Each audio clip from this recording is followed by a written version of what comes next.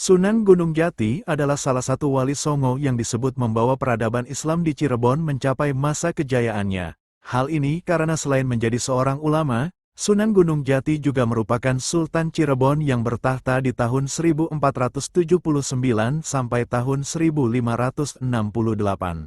Sebelumnya Cirebon yang dipimpin oleh Pangeran Cakrabuana, tahun 1447 sampai tahun 1479, yang merintis pemerintahan berdasarkan asas Islam. Kemudian pada masa kepemimpinan Sunan Gunung Jati tak hanya Islam, namun bidang politik, keagamaan, dan perdagangan di Cirebon juga maju sangat pesat. Sunan Gunung Jati memiliki nama asli yaitu Syarif Hidayatullah yang lahir pada tahun 1448. Orang tua Sunan Gunung Jati adalah Raja Abdullah, Syarif Abdullah, dengan ibunya bernama Rara Santang yang merupakan putri Prabu Siliwangi asal Pajajaran dengan gelar Syarifah Mudaim di Cirebon. Sunan Gunung Jati menikah dengan Nyi Ratu Pakungwati yang merupakan putri Pangeran Cakrabuana, penguasa Cirebon.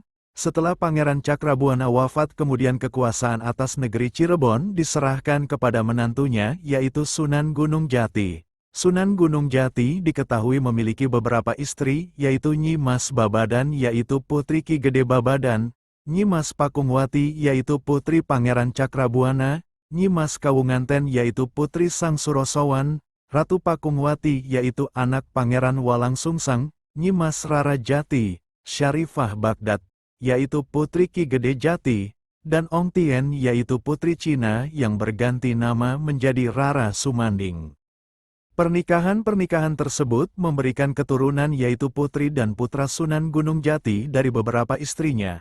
Dari pernikahan dengan Nyi Mas Pakungwati mereka dikaruniai dua anak, yaitu Ratu Ayu, istri Fatahillah, dan Pangeran Pesarean, Dipati Muhammad Arifin. Sementara dari pernikahan dengan Nyi Mas Kawunganten mereka dikaruniai dua anak, yaitu Ratu Winaon dan Pangeran Maulana Hasanuddin, Sultan Banten pertama.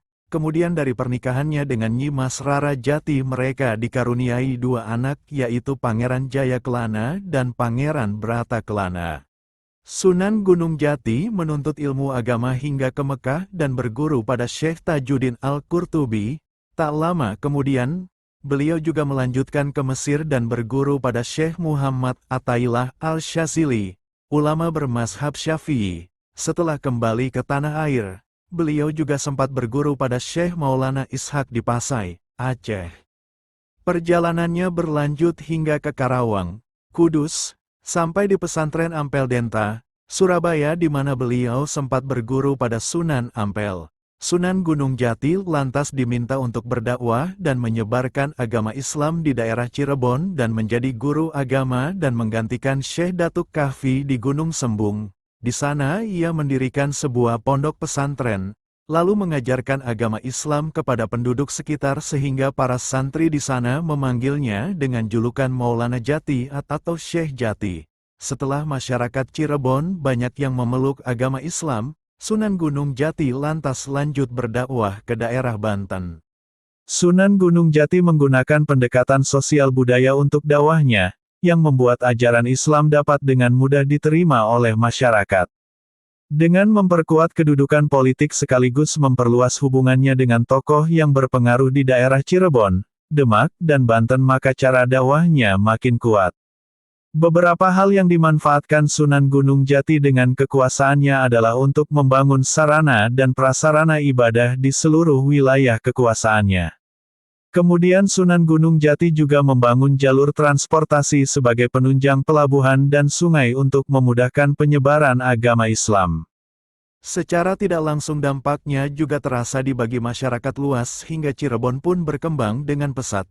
Penyebaran ajaran Islam juga dilakukan Sunan Gunung Jati dengan menikahi gadis setempat. Sunan Gunung Jati meninggal diperkirakan pada pertengahan abad ke-16 dan dimakamkan di puncak Bukit Sembung yang khusus didirikan di pinggiran kota Cirebon.